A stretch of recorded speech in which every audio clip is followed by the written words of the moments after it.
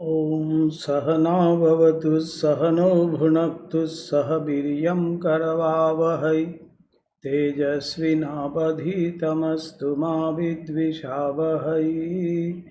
ॐ शान्ति शान्ति शान्तिः। ॐ सर्वधर्मस्थापकस्तं सर्वधर्मस्वरूपकः आचार्यानं महाचार्य रामकृष्णाय ते नमः।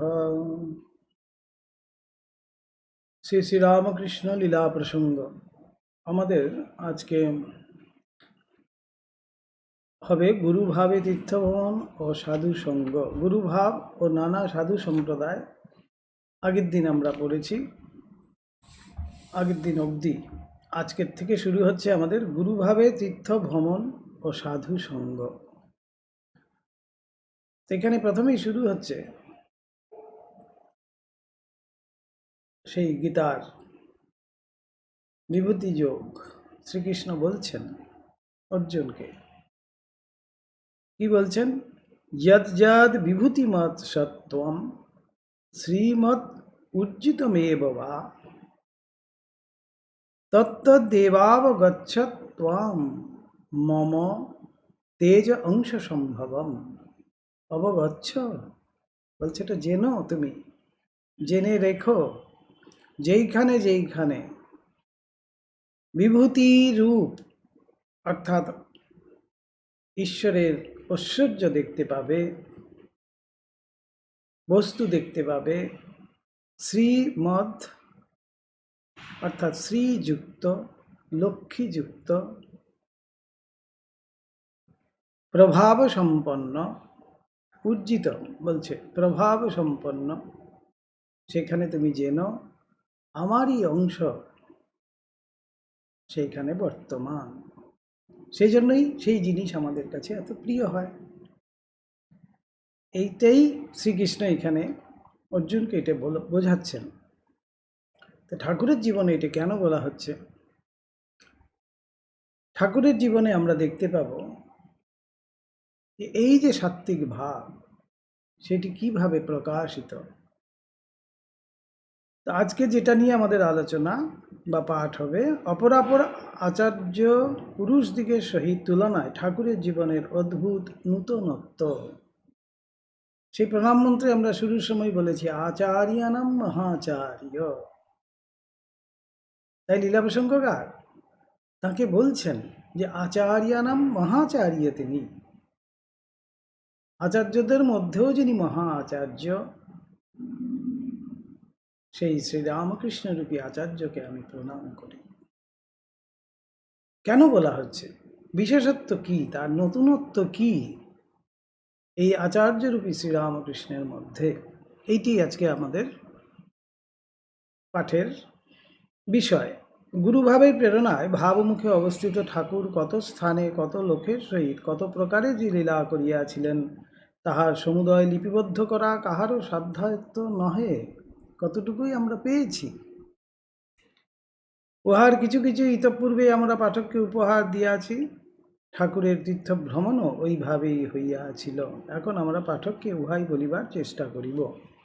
আমরা যতদূর দেখিয়াছি, ঠাকুরের কোনো কার্যটি উদ্দেশ্যবিহীন বা নিরর্থক ছিল না। উদ্দেশ্য ছাড়া তিনি কিছু বলতেন না, কিছু করতেন না। কেন? তিনি যে আচার্য। তার প্রতিটি কাজ লোকশিক্ষার জন্য। সেই জন্যই তাহার জীবনের অতি সামান্য সামান্য দৈনিক ব্যবহারগুলির পর্যালোচনা করিলেও গভীর ভাবপূর্ণ বলিয়া দেখিতে পাওয়া যায়। বিশেষ ঘটনাগুলির তো কথাই নাই, আবার এমন অঘটন ঘটনাবলী পরিপূর্ণ জীবন বর্তমান যুগে আধ্যাত্মিক জগতে আর একটিও দেখা যায় না। এই জন্যই ঠাকুরকে মহাচার্য বলা হচ্ছে। আজীবন তপস্যা ও চেষ্টার দ্বারা ঈশ্বরের অনন্ত ভাবের কোনো একটির সম্যক উপলব্ধি মানুষ করিয়া উঠিতে পারে না। তার নানাভাবে তাহার উপলব্ধি ও দর্শন করা, সকল প্রকার ধর্মমত সাধন সহায়ে সত্য বলিয়া প্রত্যক্ষ করা এবং সকল মতের সাধক দিগকেই নিজ নিজ গন্তব্য পথে অগ্রসর হইতে সহায়তা করা, আধ্যাত্মিক জগতে এরূপ দৃষ্টান্ত দেখা দূরে থাকুক, কখনো কি আর শোনা গিয়াছে? প্রাচীন যুগের ঋষি, আচার্য বা অবতার মহাপুরুষেরা এক একটি বিশেষ বিশেষ ভাবরূপ পথ অবলম্বনে স্বয়ং ঈশ্বর উপলব্ধি করিয়া তত্ত্বৎ ভাবকে ঈশ্বর দর্শনের একমাত্র পথ বলিয়া ঘোষণা করিয়াছিলেন। অপরাপর নানা ভাব অবলম্বনেও যে ঈশ্বরের উপলব্ধি করা যাইতে পারে, একথা উপলব্ধি করিবার অবসর পান নাই।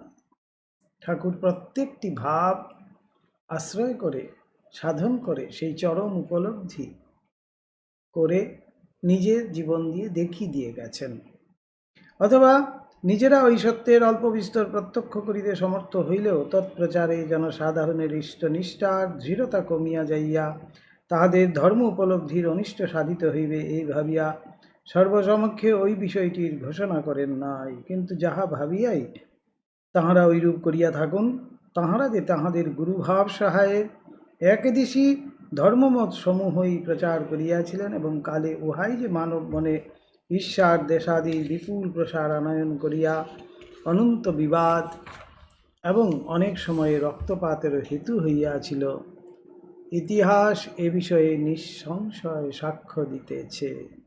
একদেশীয় ঠাকুর বারবার বলছেন, আমি একঘেয়ে হব কেন? আমি ঝালে ঝোলে অম্বলে সব খাবো, ঠাকুরের কথাই আছে। তো তাই তিনি সর্বভাব আশ্রয় করে সাধন করে সেই চরম উপলব্ধি করে তারপরে নিজের জীবন দিয়ে তিনি দেখাচ্ছেন যে দেখো, এই বিদ্বেষ ইতিহাস যে বলছে, সেই বিদ্বেষ থেকে রক্তপাত পর্যন্ত হয়েছে, সেই বিদ্বেষের কোনো কারণই নেই। তাই বলছেন তিনি যে একই পুকুর, একই জল, তার অনেকগুলো ঘাট, যে এই ঘাট থেকে নিচ্ছে কেউ বলছে জল, কেউ ওই ঘাট থেকে নিচ্ছে বলছে পানি, এই ঘাট থেকে আবার কেউ নিচ্ছে বলছে ওয়াটার, এইভাবে বিভিন্ন নাম দেওয়া হয়েছে। বিদ্বেষের কোনো কারণই নেই। শুধু তাহাই নয়, ওইরূপ একঘেয়ে একদেশী ধর্মভাব প্রচারে পরস্পর বিরোধী নানা মতের উৎপত্তি হইয়া ঈশ্বর লাভের পথকে এতই জটিল করিয়া তুলিয়াছিল যে সে জটিলতা ভেদ করিয়া সত্যস্বরূপ ঈশ্বরের দর্শন লাভ করা সম্পূর্ণ অসম্ভব বলিয়াই সাধারণ বুদ্ধি প্রতীত হইতেছিল। কেননা ওইসবের মধ্যেই যখন আমরা ঢুকে পড়ব দেশাদির মধ্যে, তখন আমরা সেগুলো নিয়েই কিন্তু ব্যস্ত থাকব। আসল যে কাজটি ঈশ্বর উপলব্ধি, সেইটি আর তখন হয় না। বলা হয়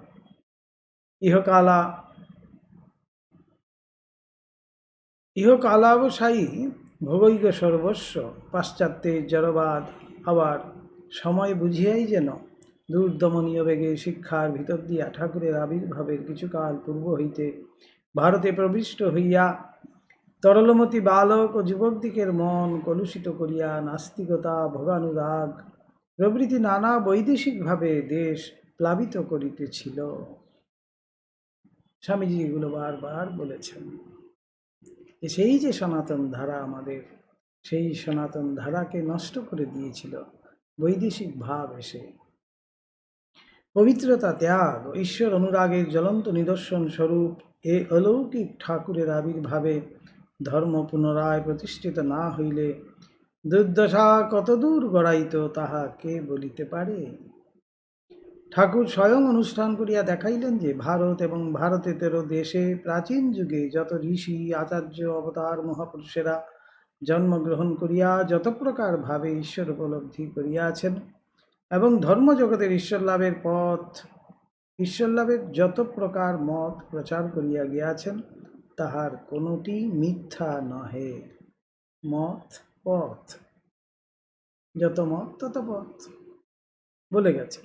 প্রত্যেকটি সম্পূর্ণ সত্য।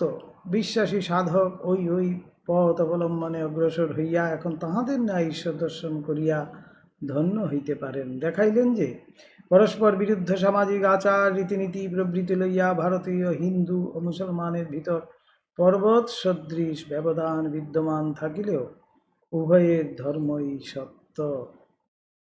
ধর্মের জায়গায় কিন্তু ধর্ম একেবারে সত্য। কিন্তু ধর্ম অনুসরণকারী আমরাই কিন্তু এই ভেদাভেদের সৃষ্টি করেছি। মূল কিন্তু একেবারে ঠিক সেই সত্যেই প্রতিষ্ঠিত। উভয়ই এক ঈশ্বরের ভিন্ন ভিন্ন ভাবের উপাসনা করিয়া বিভিন্ন পথ দিয়া অগ্রসর হইয়া কালে সেই প্রেমস্বরূপের সহিত প্রেমে এক হইয়া যায়। দেখাইলেন যে ওই সত্যের ভিত্তির উপর দণ্ডায়মান হইয়াই উহারা উভয়কে কালে সব প্রেম আলিঙ্গনে বদ্ধ করিবে এবং বহুকালের বিবাদ ভুলিয়া শান্তি লাভ করিবে। এবং দেখাইলেন যে কালে ভোগলোলু পাশ্চাত্য ত্যাগেই শান্তি একথা হৃদয়ঙ্গম করিয়া ঈশা প্রচারিত ধর্মমতের সহিত ভারত এবং অন্যান্য প্রদেশের ঋষি এবং অবতারকুল প্রচারিত ধর্মমত সমূহের সত্যতা উপলব্ধি করিয়া নিজ কর্মজীবনের সহিত ধর্মজীবনের সম্বন্ধ আনয়ন করিয়া ধন্য হইবে। সেই বনের বেদান্তকে ঘরে আনা। এই ধর্মমতকেই আমি আমার নিত্য নৈমিত্তিক জীবনে, ব্যবহারিক জীবনে নিয়ে আসব, নিয়ে এসে ধন্য হব। সেটি ঠাকুর যেন নিজের জীবন দিয়ে দেখিয়ে দিয়ে গেলেন এবং বলছেন ভোগলোলু পাশ্চাত্য, বলছে সেই পাশ্চাত্য দেশও ত্যাগেই শান্তি, এই আদর্শ তারাও কিন্তু গ্রহণ করতে বাধ্য হবে কালে। আজ কিন্তু আমরা দেখতেও পাচ্ছি সেরকমই। এ অদ্ভুত ঠাকুরের জীবন আলোচনায় আমরা যতই অগ্রসর হইব ততই দেখিতে পাইব ইনি দেশ বিশেষ, জাতি বিশেষ, সম্প্রদায় বিশেষ বা ধর্ম বিশেষের সম্পত্তি নহেন। চাঁদ মামা সকলের মামা। ভগবান সবার জন্য এই একই, তিনি সবারই ভগবান। তিনি শুধুমাত্র একটি গণ্ডির মধ্যে আবদ্ধ নন, শুধুমাত্র এই সম্প্রদায়, এই ধর্মাবলম্বী এরকমের জন্য তিনি কিন্তু নন বলাই হচ্ছে। পৃথিবীর সমস্ত জাতিকেই একদিন শান্তি লাভের জন্য ইহার উদার মতের আশ্রয় গ্রহণ করিতে হইবে। ভাবমুখে অবস্থিত ঠাকুর ভাবরূপে তাহাদের ভিতর প্রবিষ্ট হইয়া সমুদয় সংকীর্ণতার গণ্ডি ভাঙিয়া চড়িয়া তাহার নবীন ছাঁচে ফেলিয়া তাহাদিগকে এক অপূর্ব একতা বন্ধনে আবদ্ধ করিবেন। ভারতের পরস্পর বিরোধী চিরবিবদমান যাবতীয় প্রধান প্রধান সম্প্রদায়ের সাধককুল ঠাকুরের নিকট আগমন করিয়া যে তাহাতে নিজ নিজ ভাবের পূর্ণাদর্শ দেখিতে পাইয়াছিলেন এবং তাহাকে নিজ নিজ গন্তব্য পথেরই পথিক বলিয়া স্থির ধারণা করিয়াছিলেন, ইহাতে পূর্বোক্ত ভাবই সূচিত হইতেছে। বিভিন্ন ভাবাশ্রয়ী সাধকরা, বিভিন্ন ধর্মাবলম্বী সাধকরা পর্যন্ত ঠাকুরের কাছে এসছেন এবং দেখেছেন যে ঠাকুর সেই ভাব আশ্রয় করেও কিন্তু ঠাকুর সেই জায়গায় উপলব্ধি হচ্ছেন, চরম উপলব্ধিতে উপনীত হচ্ছেন। ঠাকুরের গুরুভাবের যে কার্য এইরূপে ভারতে প্রথম প্রারব্ধ হইয়া ভারতীয় ধর্ম সম্প্রদায় সমূহের ভিতর একতা আনিয়া দিবার সূত্রপাত করিয়া গিয়াছে, সে কার্য যে শুধু ভারতের ধর্মবিবাদ ঘুচাইয়া নিরস্ত হইবে তাহা নয়। এশিয়ার ধর্মবিবাদ, ইউরোপের ধর্মহীনতা ও ধর্মবিদ্বেষ সমস্তই ধীর স্থির পদসঞ্চারে শনৈ শনৈ তিরোহিত করিয়া সমগ্র পৃথিবী ব্যাপিয়া এক অদৃষ্টপূর্ব শান্তির রাজ্য স্থাপন করিবে। নিশ্চয়ই করবে এই আশা। আমরা এই জগতের এই হাহাকার দেখে যেন এখনো না ভাবি যে তিনি কিছুই করছেন না। এজন্যই বলা হচ্ছে শনৈ শনৈ, তিনি নিশ্চয়ই করছেন।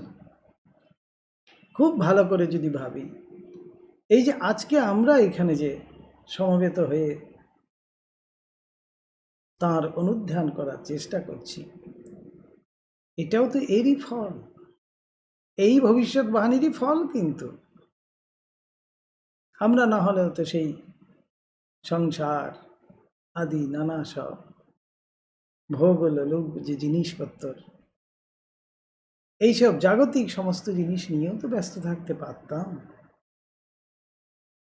কিন্তু আমরাও কিন্তু ভগবানের জন্য একটু হলেও যেন ভগবানকে ভাবতে চেষ্টা করছি বা ভগবানকে ভেবেও আনন্দ পাচ্ছি। এইটি হলো কি আমাদের কাছে শুভ সূচনা বলাই হচ্ছে। এই শোনই শোনই বলা হচ্ছে, কালে সেটি অবশ্যই হবে, এটি আমরা আশাবাদী।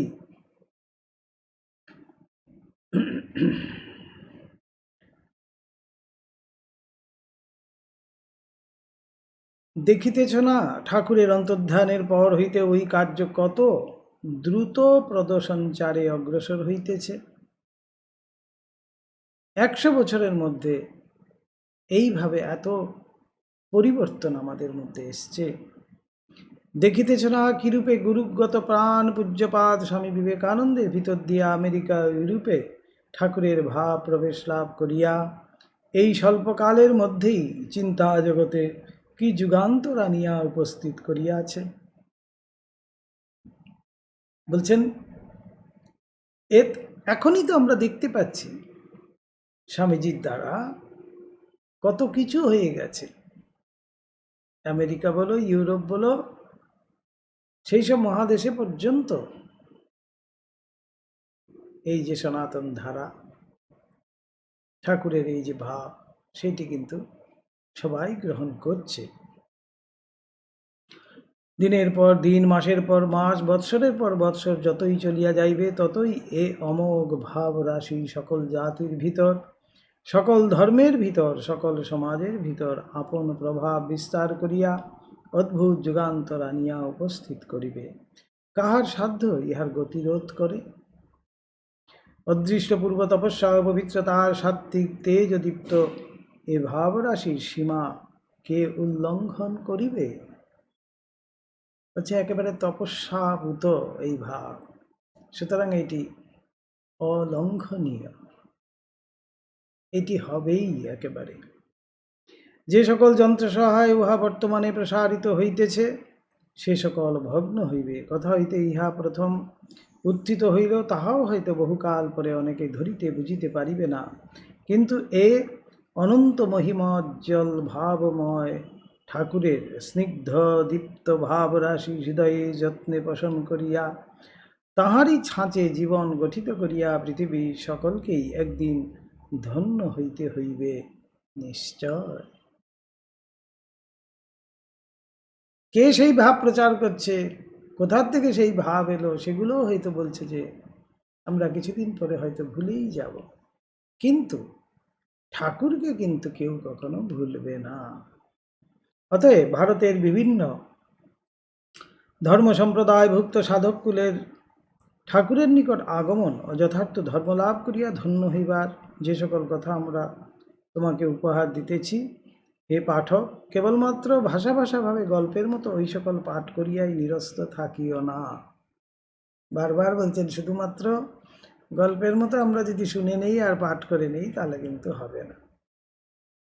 ভাবমুখে অবস্থিত এ অলৌকিক ঠাকুরের দিব্য ভাবরাশি প্রথম যথাসম্ভব ধরিবার বুঝিবার চেষ্টা করো, পরে ওই সকল কথার ভিতর তলাইয়া দেখিতে থাকো কিরূপে ওই ভাবরাশির প্রসার আরম্ভ হইল, কিরূপেই বা উহা পরিপুষ্ট হইয়া প্রথম পুরাতন, পরে নবীনভাবে শিক্ষিত জনসমূহের ভিতর আপন প্রভাব বিস্তার করিতে থাকিল, এবং কিরূপেই বা পরে উহা ভারত হইতে ভারতেতর দেশে উপস্থিত হইয়া পৃথিবীর ভাবজগতে যুগান্তর আনিয়া উপস্থিত করিতেছে। আজও তো আসছে বিদেশিরা, সেইভাবে এসে তারা কিছুই জানে না, তাদের মধ্যে সেই সব সংস্কারও নেই, তারাও কিন্তু আসছেন, এসে বলছেন যে আমরা ঠাকুরের ভাব আশ্রয় করব, সমস্ত সংসার ত্যাগ করে চলে আসছেন। আসছে তো।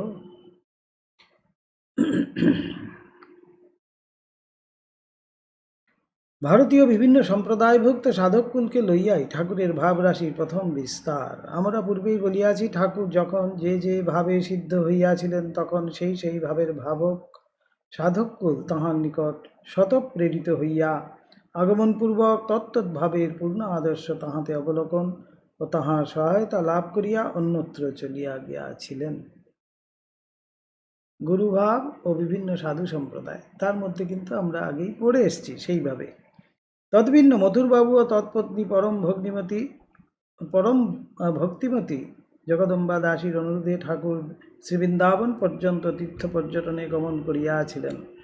কাশী বৃন্দাবনাদি তীর্থে সাধুভক্তের অভাব নাই, অতএব তত্তৎ স্থানেও যে বিশিষ্ট বিশিষ্ট সাধকেরা ঠাকুরের সহিত মিলিত হইয়া তাহার গুরুভাব সহায়ে ধন্য হইয়াছিলেন, একথা শুধু যে আমরা অনুমান করিতে পারি তাহাই নহে, কিন্তু উহার কিছু কিছু আভাস তাহার শ্রীমুখেও শুনিতে পাইয়াছি। লীলা প্রসঙ্গকার বলছেন যে ঠাকুরের শ্রীমুখ থেকেও আমরা কিন্তু শুনেছি, তাহারও কিছু কিছু এখানে লিপিবদ্ধ করা আবশ্যক। জীবনে উচ্চাবচ্চ নানা অদ্ভুত অবস্থায় পড়িয়া নানা শিক্ষা পাইয়াই ঠাকুরের ভিতর অপূর্ব আচার্যত্ব ফুটিয়া ওঠে। এই নিয়ে এইবার হচ্ছে, ঠাকুর বলিতেন, ঘুঁটি সব ঘর ঘুরে তবে চিকে ওঠে। মেথর থেকে রাজা অবধি সংসারে যত রকম অবস্থা আছে সে সমুদয় দেখে শুনে ভোগ করে তুচ্ছ বলে ঠিক ঠিক ধারণা হলে তবে পরমহংস অবস্থা হয়, যথার্থ জ্ঞানী হয়। মেথর থেকে রাজা অবধি সব কিছু দেখতে হবে বলছে, সমস্ত কিছু ভোগ করে তারপরে সেগুলো সমস্তই তুচ্ছ, এই যখন বোধ হবে তখনই তাকে বলা হবে পরমহংস। এ তো গেল সাধকের নিজের চরম জ্ঞানে উপনীত হইবার কথা। আবার লোকশিক্ষা বা জনসাধারণের যথার্থ শিক্ষক হইতে হইলে কিরূপ হওয়া আবশ্যক তৎসম্বন্ধে বলিতেন, আত্মহত্যা একটা নুরুন দিয়ে করা যায়, কিন্তু পরকে মারতে হলে অর্থাৎ শত্রু জয়ের জন্য ঢাল খাঁড়ার দরকার হয়। ঠিক ঠিক আচার্য হইতে গেলে তাহাকে সব রকম সংস্কারের ভিতর দিয়া নানা প্রকারে শিক্ষা লাভ করিয়া অপর সাধারণ অপেক্ষা সমধিক শক্তি সম্পন্ন হইতে হয়। তখনই তো তাকে টিচার বলা যাবে। অর্থাৎ টিচার সব কিছুই জানেন, যে যাই প্রশ্ন করুক না কেন, টিচার সেই মুহূর্তেই, শিক্ষক সেই মুহূর্তেই, আচার্য সেই মুহূর্তেই তিনি কিন্তু সেই উত্তর দিয়ে দেন। কেন? নানা প্রকারে শিক্ষা লাভ ও সাধারণ অপেক্ষা সমধিক শক্তি সম্পন্ন হন, সেই জন্য সাধারণের মতো নয়। শুধুমাত্র একটা সাবজেক্টেই তিনি পারদর্শিতা লাভ করেছেন তা কিন্তু নয়, সমস্ত ব্যাপারেই তিনি পারদর্শিতা লাভ করেছেন, সমস্ত ভাব নিয়ে তিনি সাধন করেছেন। এই জন্য যে কোনো ভাবের লোক এসে ঠাকুরকে প্রশ্ন করলেই ঠাকুর সেই ভাবের অনুকূলে যা উত্তর, সেই উত্তরই তিনি দিতেন। অবতার সিদ্ধপুরুষ এবং জীবে শক্তি লইয়াই প্রভেদ, ঠাকুর একথা বারংবার আমাদের বলিয়াছেন। দেখো না, ব্যবহারিক রাজনৈতিক আদি জগতে বিসমার্ক, গ্লাডস্টোন প্রভৃতি প্রতিভাশালী ব্যক্তিদিগকে দেশের প্রাচীন ও বর্তমান সমস্ত ইতিহাস ও ঘটনাদির প্রতি দৃষ্টি রাখিয়া ইতর সাধারণ অপেক্ষা কতদূর শক্তিসম্পন্ন হইতে হয়, ওইরূপে শক্তিসম্পন্ন হওয়াতেই তো তাহারা 50 বা ততোধিক বৎসর পরে বর্তমানকালে প্রচলিত কোন ভাবটি কিরূপ আকার ধারণ করিয়া দেশের জনসাধারণের অহিত করিবে তাহা ধরিতে বুঝিতে পারেন, এবং সেজন্য এখন হইতে তদ্বিপরীতভাবে এমন সকল কার্যের সূচনা করিয়া যান যাহাতে দীর্ঘকাল পরে ওই ভাব প্রবল হইয়া দেশে ঐরূপ অমঙ্গল আর আনিতে পারে না। আধ্যাত্মিক জগতেও ঠিক তদ্রূপ বুঝিতে হইবে। অবতার বা যথার্থ আচার্য পুরুষদিগকে প্রাচীন যুগে ঋষিরা পূর্ব যুগে কি আধ্যাত্মিকভাবে প্রবর্তনা করিয়া গিয়াছিলেন, এতদিন পরে ওই সকল ভাব কিরূপ আকার ধারণ করিয়া জনসাধারণের কতটা ইষ্ট করিয়াছে ও করিতেছে, এবং বিকৃত হইয়া কতটা অনিষ্টই বা করিতেছে ও করিবে, ওই সকল ভাবের ওইরূপে বিকৃত হইবার কারণই বা কি? বর্তমানে দেশে যে সকল আধ্যাত্মিক ভাব প্রবর্তিত হইয়াছে, সে সকলও কালে বিকৃত হইতে হইতে 2-1 শতাব্দী পরে কিরূপ আকার ধারণ করিয়া কিভাবে জনসাধারণের অধিকতর অহিতকর হইবে, এ সমস্ত কথা ঠিক ঠিক করিয়া বুঝিয়া নবীন ভাবের কার্য প্রবর্তন করিয়া যাইতে হয়। কত দায়িত্ব তাদের! কি হতে পারে, কোনটা অহিত হবে, কোনটা হিতকারী হবে, সমস্ত তারা করে যাবেন। এবং কিছুদিন পরে সেটা কি হবে সেটাও তারা কিন্তু চিন্তা করছেন। এই জন্য স্বামীজি বলছেন যে 1500 বছর আর কিছু ভাবতে হবে না, এই ভাব আশ্রয় করলেই হয়ে যাবে। 1500 বছর যা দিয়ে গেলাম 1500 বছর চলবে বলে গেলেন।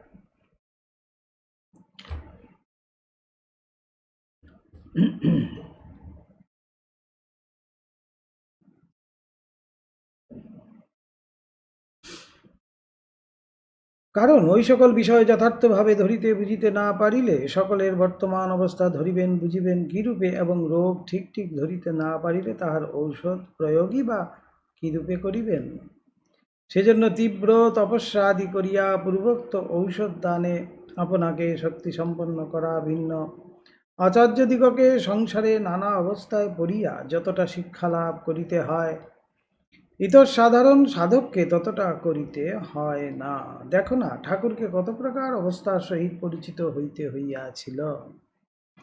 দরিদ্রের কুটিরে জন্মগ্রহণ করিয়া বাল্যে কঠোর দারিদ্র্যের সহিত কালীবাটির পূজকের পদগ্রহণে স্বীকৃত হইয়া যৌবনে পরের দাসত্ব করা রূপ হীনাবস্থার সহিত সাধকাবস্থায় ভগবানের জন্য আত্মহারা হইয়া আত্মীয় কুটুম্বদিগের তীব্র তিরস্কার লাঞ্ছনা অথবা গভীর মনস্তাপ এবং সাংসারিক অপর সাধারণের পাগল বলিয়া নিতান্ত উপেক্ষা বা করুণার সহিত মথুরবাবুর তাহার উপর ভক্তি শ্রদ্ধার উদয়ে রাজতুল্য ভোগ ও সম্মানের সহিত নানা সাধককুলের ঈশ্বরাবতার বলিয়া তাহার পাদপদ্মে হৃদয়ের ভক্তিপ্রীতি ঢালিয়া দেওয়া দেবতুল্য পরম ঐশ্বর্যের সহিত এইরূপ কতই না অবস্থার সহিত পরিচিত হইয়া ওই সকল অবস্থাতে সর্বতভাবে অবিচলিত থাকারূপ ভীষণ পরীক্ষায় উত্তীর্ণ হইতে হইয়াছিল।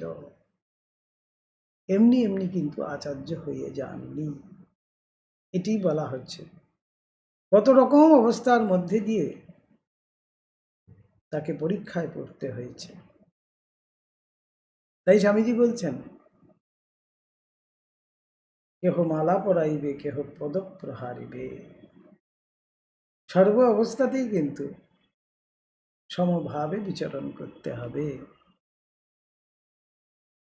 অন্যান্য ভীষণ পরীক্ষায় উত্তীর্ণ হইতে হইয়াছিল। অনন্য অনুরাগ একদিকে যেমন তাহাকে ঈশ্বর লাভের জন্য অদৃষ্টপূর্ব তীব্র তপস্যায় লাগাইয়া তাহার যোগ প্রসূত অতীন্দ্রিয় সূক্ষ্ম দৃষ্টি সম্পূর্ণ খুলিয়া দিয়াছিল, সংসারের এই সকল নানা অবস্থার সহিত পরিচয় আবার তেমনি অপরদিকে তাহাকে বাহ্য বর্তমান জগতের সকল প্রকার অবস্থাপন্ন লোকের ভিতরের ভাব ঠিক ঠিক ধরিয়া বুঝিয়া তাহাদের সহিত ব্যবহারে কুশলী এবং তাহাদের সকল প্রকার সুখ দুঃখের সহিত সহানুভূতি সম্পন্ন করিয়া তুলিয়াছিল। কারণ ভিতরের ও বাহিরের ওই সকল অবস্থার ভিতর দিয়াই ঠাকুরের গুরুভাব বা আচার্য ভাব দিন দিন অধিকতর বিকশিত ও প্রস্ফুটিত হইতে দেখা গিয়াছিল। এইভাবেই তাকে আমরা গুরু রূপে বা আচার্য রূপে পাই। তীর্থভ্রমণও যে ঠাকুরের জীবনে ঐরূপ ফল উপস্থিত করিয়াছিল তাহার সন্দেহ নাই। যোগাচার্য ঠাকুরের দেশের ইতর সাধারণের আধ্যাত্মিক অবস্থার বিষয়ে জ্ঞাত হওয়ার আবশ্যক ছিল। মথুরের সহিত তীর্থভ্রমণে যাইয়া উহা যে অনেকটা সংসিদ্ধ হইয়াছিল এ বিষয় নিঃসন্দেহ। বিভিন্ন লোক কিভাবে আছেন, তাদের ভাব কিরকম, শুধু যে কলকাতার আর এই কামারপুকুর এই নিয়েই যে তিনি ব্যস্ত ছিলেন তা কিন্তু না। স্বামীজি পরিব্রাজক রূপে যে বেরিয়েছিলেন, কেন বেরিয়েছিলেন? এই ভারতবর্ষকে আগে আমাকে চিনতে হবে। একেবারে পরিব্রাজক জীবনের শেষে তিনি সেই কন্যাকুমারীর শেষ শিলাখণ্ডে গিয়ে বসে তখন চিন্তা করলেন যে এই যে এত দুঃখ, মানুষের এত যাতনা, এত কষ্ট, এর থেকে নিষ্কৃতির কি উপায়। 3 দিন 3 রাত তিনি সেই শিলাখণ্ডের উপর ধ্যানস্থ অবস্থায় ছিলেন। তো কেন পরিব্রাজক হয়েছিলেন তিনি? তিনি তো সোজা এখান থেকেই তো আমেরিকা যাওয়ার প্রস্তুতি নিতে পারতেন না। বিভিন্ন জায়গায় তিনি গেছেন, সেখানকার ভাব বুঝেছেন এবং সেই ঠাকুরের ভাব যথাসম্ভব তিনি সেইখানে প্রচার করেছেন। সেইভাবেই কিন্তু তিনি সমস্ত দেশকে চিনেছেন। ঠাকুরও যেন সেইভাবেই বিভিন্ন জায়গার দেশের সবার কীরকম ভাব, অন্যান্য মানুষের কীরকম ভাব, অন্যান্য সম্প্রদায় তাদের কীরকম ভাব, সেগুলো জানার জন্যই ঠাকুর যেন এই তীর্থ ভ্রমণে বেরোলেন। কারণ অন্তর্জগতে ঠাকুরের যে প্রজ্ঞা চক্ষু মায়ার সমগ্র আবরণ ভেদ করিয়া সকলের অন্তর্নিহিত একমেবা দ্বিতীয়ম অখণ্ড সচ্চিদানন্দের দর্শন স্পর্শন সর্বদা করিতে সমর্থ হইত, বহির্জগতে লৌকিক ব্যবহারের সম্পর্কে আসিয়া উহাই আবার এখন এক কথায় লোকের ভিতরের ভাব ধরিতে এবং 2-4টি ঘটনা দেখিয়াই সমাজের ও দেশের অবস্থা বুঝিতে বিশেষ পটু হইয়াছিল। খুব ভালো যখন স্টুডেন্ট হয়, স্টুডেন্টরা কিন্তু অনেক পড়াশোনা করতে হয় না। টিচার ক্লাসে হয়তো একটুখানি বলে দিয়েছে, সে একটুখানি শুনে নিয়েই কিন্তু পুরো বিষয়টা তার জানা হয়ে যায়। এই হলো বুদ্ধিমত্তা। এটা একটা দিক তাদের।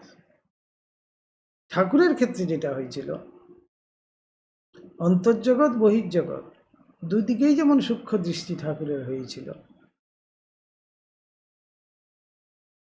কাউকে দেখেই তিনি তার ভিতর বার সব দেখে নিতে পারতেন অল্পক্ষণে। সেরকম বহির্জগতেও তিনি মানুষের বিভিন্ন জায়গার বিভিন্ন দেশের সেখানকার অল্প কিছু দেখলেই যে তিনি সম্পূর্ণ সেগুলো জ্ঞাত হয়ে যেতেন সম্পূর্ণরূপে, সেটাই বলা হচ্ছে। বিশেষ পটু হইয়াছিলেন, খুব ভালো বুঝতেন তিনি এসব। অবশ্য বুঝিতে হইবে ঠাকুরের সাধারণ অবস্থা লক্ষ্য করিয়াই আমরা এই কথা বলিতেছি, নতুবা যোগ বলে উচ্চভূমিতে উঠিয়া যখন তিনি দিব্যদৃষ্টি সহায়ে ব্যক্তিগত সমাজগত বা প্রদেশগত অবস্থা দর্শন উপলব্ধি করিতেন এবং কোন উপায় অবলম্বনে তাহাদের বর্তমান দুর্দশার অবসান হইবে তাহা সম্যক নির্ধারণ করিতেন, তখন ইতর সাধারণের ন্যায় বাহ্য দৃষ্টিতে দেখিয়া শুনিয়া তুলনায় আলোচনা করিয়া কোনো বিষয় জানিবার পারে তিনি চলিয়া যাইতেন এবং ওইরূপে ওই বিষয়ের তত্ত্ব নিরূপণের তাহার আর প্রয়োজনই হইত না। যোগ বলেই হোক আর তার বহির্জগতের সেই সূক্ষ্ম দৃষ্টি দিয়েই হোক, তিনি কিন্তু একেবারে পুঙ্খানুপুঙ্খ রূপে তাকে জেনে নিতে পারতেন। দেবমানব ঠাকুরকে আমরা সাধারণ বাহ্য দৃষ্টি এবং অসাধারণ যোগদৃষ্টি উভয় দৃষ্টির সহায়ে সকল বিষয়ের তত্ত্ব নিরূপণ করিতে দেখিয়াছি। দুটো দিয়েই ঠাকুর কিন্তু সিদ্ধান্তে উপনীত হতেন।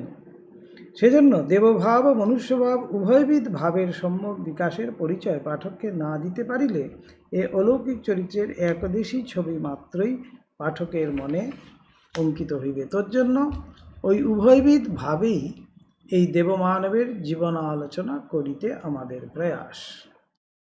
দেবভাব মনুষ্যভাব। শাস্ত্র দৃষ্টিতে ঠাকুরের তীর্থভ্রমণের আর একটি কারণও পাওয়া যায়। শাস্ত্র বলেন, ঈশ্বরের দর্শন লাভে সিদ্ধকাম পুরুষেরা তীর্থে যাইয়া ওই সকল স্থানের তীর্থত্ব সম্পাদন করিয়া থাকেন, তীর্থের মহিমা বাড়িয়ে দেন। সেখানে গিয়ে মহাপুরুষরা যখন সেই তীর্থে দর্শন করতে যান, সেই তীর্থের মহিমা আরও বেড়ে ওঠে। তাহারা ওই সকল স্থানে ঈশ্বরের বিশেষ দর্শন লাভের জন্য ব্যাকুল অন্তরে আগমন অবস্থান করেন বলিয়াই সেখানে ঈশ্বরের বিশেষ প্রকাশ আসিয়া উপস্থিত হয়, অথবা ওই ভাবের পূর্বপ্রকাশ সমধিক বর্ধিত হইয়া উঠে এবং মানব সাধারণ সেখানে উপস্থিত হইলে অতি সহজেই ঈশ্বরের ওই ভাবের কিছু না কিছু উপলব্ধি করে। এই জন্যই মহাপুরুষরা, শাস্ত্রের কথা এটা, মহাপুরুষরা এই জন্যই তীর্থ ভ্রমণে যান। সিদ্ধ পুরুষদের সম্বন্ধেই যখন শাস্ত্রে একথা বলিয়াছেন, তখন তদপেক্ষা সমধিক শক্তিমান ঠাকুরের নাই অবতার পুরুষদিগের তো কথাই নাই। তীর্থ সম্বন্ধে পূর্বোক্ত কথাটি ঠাকুর অনেক সময় আমাদিগকে তাহার সরল ভাষায় বুঝাইয়া বলিতেন, ওরে, যেখানে অনেক লোকে অনেক দিন ধরে ঈশ্বরকে দর্শন করবে বলে তপ জপ ধ্যান ধারণা প্রার্থনা উপাসনা করেছে, সেখানে তাঁর প্রকাশ নিশ্চয় আছে জানবি। সেই জন্যই তাকে বলা হচ্ছে তীর্থ। যুগ যুগ ধরে সেখানে কত লোক জপ তপ সাধন ভজন পূজা উপাসনা সেগুলো করেছেন। সেই জন্যই সেই তীর্থের মহিমাও কিন্তু অনেক ঊর্ধ্বে।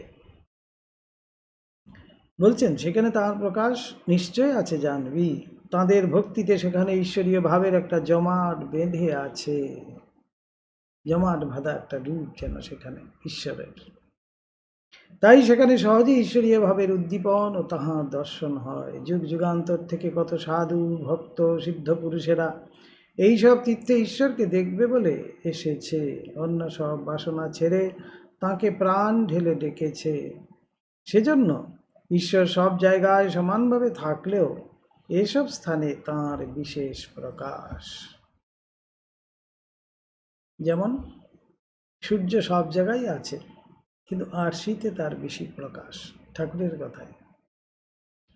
যেমন মাটি খুললে সব জায়গাতেই জল পাওয়া যায়, কিন্তু যেখানে পাতকো ডোবা পুকুর বা হ্রদ আছে সেখানে আর জলের জন্য খুঁড়তে হয় না, যখন ইচ্ছা জল পাওয়া যায়। সেই রকম জল দেখাই যাচ্ছে।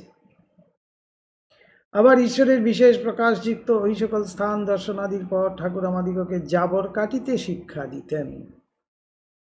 গরুর মতো, গরু যেমন এক পেট খেয়ে নেয়, খেয়ে এক জায়গায় বসে বসে খুব আরাম করে জাবর কাটতে থাকে।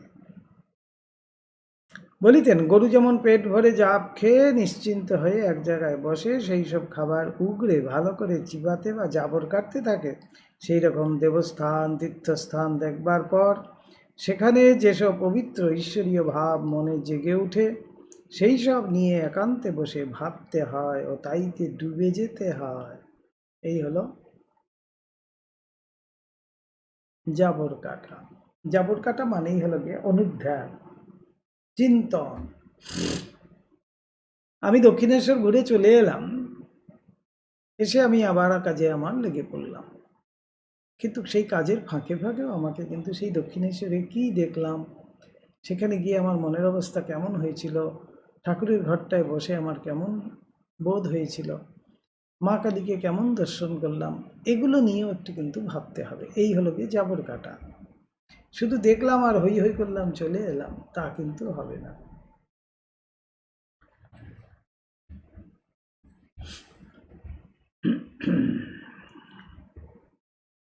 দেখে এসেই সে সব মন থেকে তাড়িয়ে বিষয়ে রূপে রসে মন দিতে নাই, তাহলে ওই ঈশ্বরীয় ভাবগুলি মনে স্থায়ী ফল আনে না।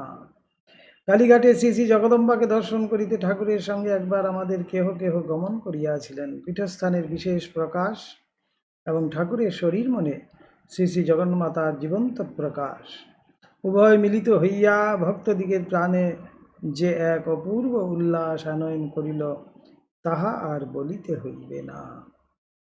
দর্শনাদি করিয়া প্রত্যাগমনকালে পথিমধ্যে ভক্তদিগের একজনকে বিশেষ অনুরুদ্ধ হইয়া তাহার শ্বশুরালয়ে গমন এবং সে রাত্রি তথায় যাপন করিতে হইল।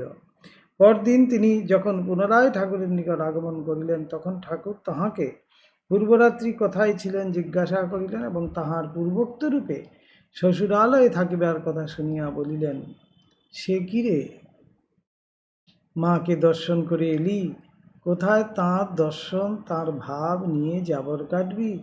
তা না করে রাতটা কিনা বিষয়ীর মতো শ্বশুর বাড়িতে কাটিয়ে এলি। দেবস্থান তীর্থস্থান দর্শনাদি করে এসে সেই সব ভাব নিয়ে থাকতে হয়, জাবর কাটতে হয়। তা নইলে ওসব ঈশ্বরীয় ভাব প্রাণে দাঁড়াবে কেন?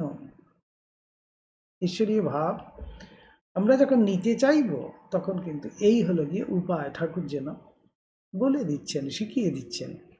আবার ঈশ্বরীয় ভাব ভক্তি করে হৃদয়ে পূর্ব হইতে পোষণ না করিয়া তীর্থাদিতে যাইলে যে বিশেষ ফল পাওয়া যায় না, সে সম্বন্ধেও ঠাকুর অনেকবার আমাদের বলিয়াছেন। তীর্থে দেওয়ার জন্যও কিন্তু আমাকে রিহার্স করতে হবে। রিহার্সাল না দিলে কিন্তু হবে না। তীর্থে যাওয়ার জন্য আমাকে কিন্তু তৈরি হতে হবে, অর্থাৎ আমার সেই মানসিক অবস্থা আগে তৈরি করতে হবে। ঠাকুর তাই বলছেন,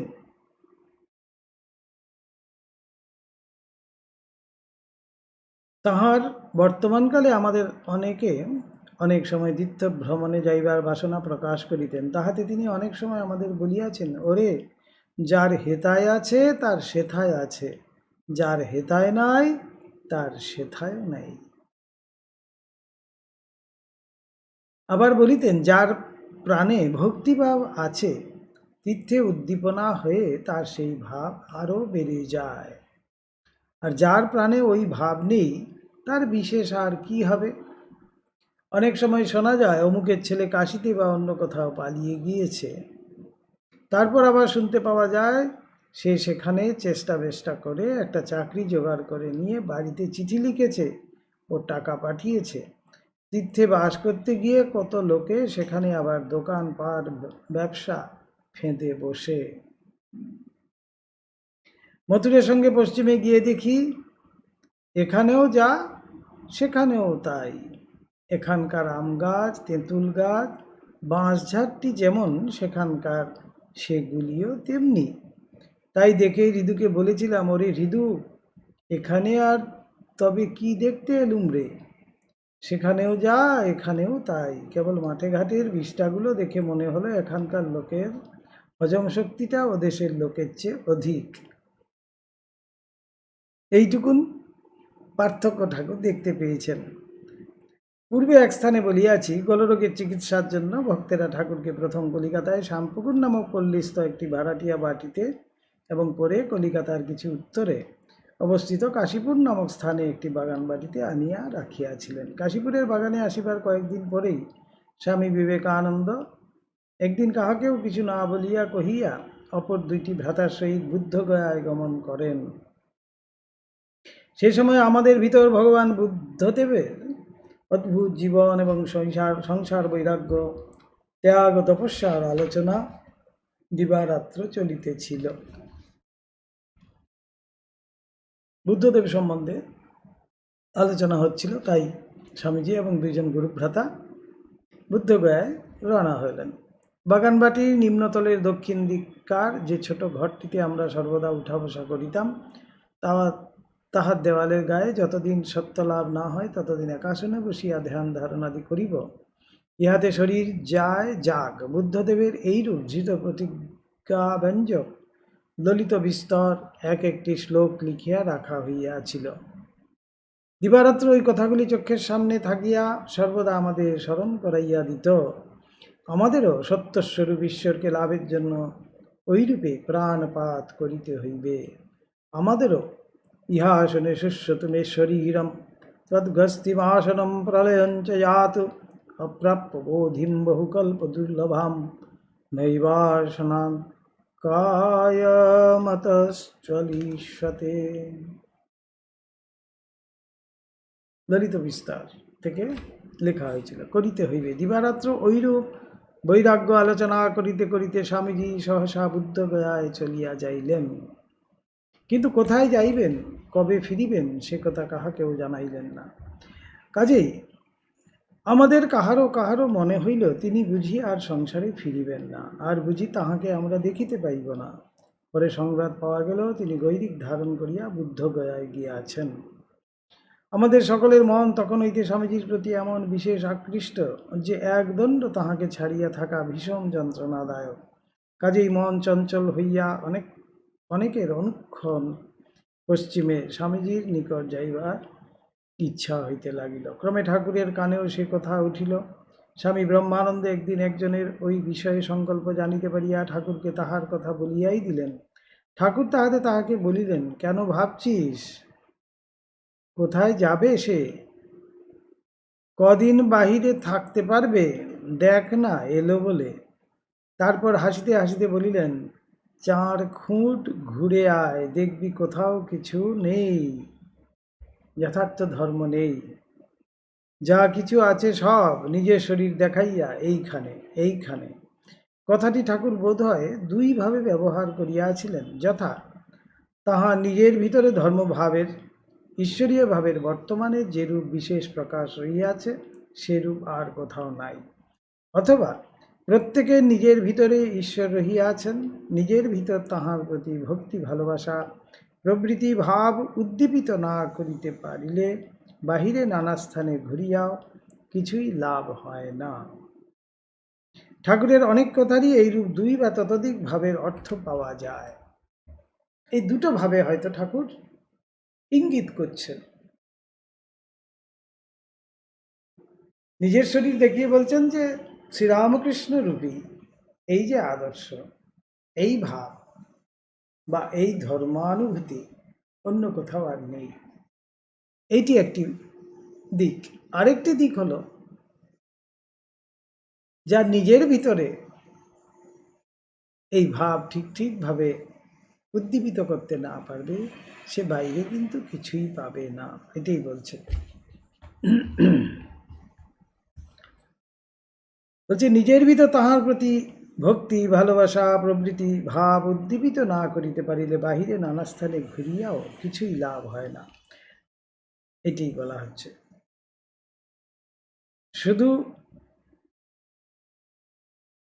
ঠাকুরের কেন, জগতে যত অবতার পুরুষ যুগে যুগে জন্মগ্রহণ করিয়াছেন তাহাদের সকলের কথাতেই ঐরূপ বহু ভাব পাওয়া যায়, এবং মানব সাধারণ যাহার যেরূপ অভিরুচি, যাহার যেরূপ সংস্কার, ওই সকল কথার সেইরূপ অর্থই গ্রহণ করিয়া থাকে। যাহাকে সম্বোধন করিয়া ঠাকুর পূর্বোক্ত কথাগুলি বলিলেন, তিনি কিন্তু এক্ষেত্রে ওইগুলির প্রথম অর্থই বুঝিলেন, এবং ঠাকুরের ভিতরে ঈশ্বরীয় ভাবের যেরূপ প্রকাশ এমন আর কুত্রাপি নাই একথা দৃঢ় ধারণা করিয়া নিশ্চিত মনে তাহার নিকট অবস্থান করিতে লাগিলেন। স্বামী বিবেকানন্দ বাস্তবিক কয়েকদিন পরেই পুনরায় কাশীপুরে ফিরিয়া আসিলেন। ঠাকুর বলে দিয়েছিলেন, কোথায় আর যাবে? পরম ভক্তিমতী জনৈকা স্ত্রীভক্ত একসময় ঠাকুরের শরীর রক্ষা করিবার কিছুকাল পূর্বে তাহার নিকটে শ্রী বৃন্দাবনে গমন করিয়া কিছুকাল তপস্যাদি করিবার বাসনা প্রকাশ করেন। ঠাকুর সেই সময় তাহাকে হাত নাড়িয়া বলিয়াছিলেন, কেন যাবি গো? কি করতে যাবি? যার হেতায় আছে তার সেথায় আছে, যার হেতায় নাই তার সেথায়ও নাই। শ্রীভক্তটি মনের অনুরাগে তখন ঠাকুরের সে কথা গ্রহণ করিতে না পারিয়া বিদায় গ্রহণ করিলেন, কিন্তু সেবার তীর্থে যাইয়া তিনি কোনো বিশেষ ফল যে লাভ করিতে পারেন নাই, একথা আমরা তাহার নিকট শ্রবণ করিয়া আছি। অধিকন্তু ঠাকুরের সহিত তাহার আর সাক্ষাৎ হইল না, কারণ উহার অল্পকাল পরেই ঠাকুর শরীর রক্ষা করিলেন। তো ভাবময় ভগবান কিরকম ভাবে ভাব বোঝাচ্ছেন তিনি, এইভাবে তিনি অপরকেও কিন্তু সেই ভাব দিয়ে যুক্ত করছেন।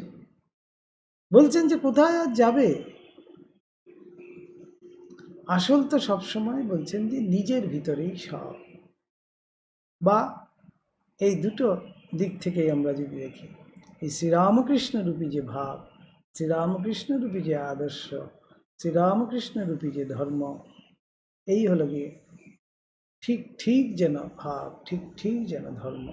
একে যদি আশ্রয় করা যায় তাহলেই সব কিছু হবে। বাইরে কোথায় খুঁজতে যাবে? কোথায় আর যাবি গো? তাই ঠাকুর বলছেন নিজেই। আজকে এই পর্যন্তই, আগামী দিন আবার হবে ঠাকুরের সরল মন তীর্থে যাইয়া কি দেখিবে ভাবিয়াছিল। ওম নিরঞ্জনম নিত্যম অনন্তরূপম ভক্তানুকম্পাধিতবিগ্রহং বৈশাবতারং পরমেশমিড্যম তম রামকৃষ্ণং শিরসা নমামः। ওম শান্তি শান্তি শান্তি। হরি ওম তৎসৎ। শ্রীরামকৃষ্ণার্পণমস্তু।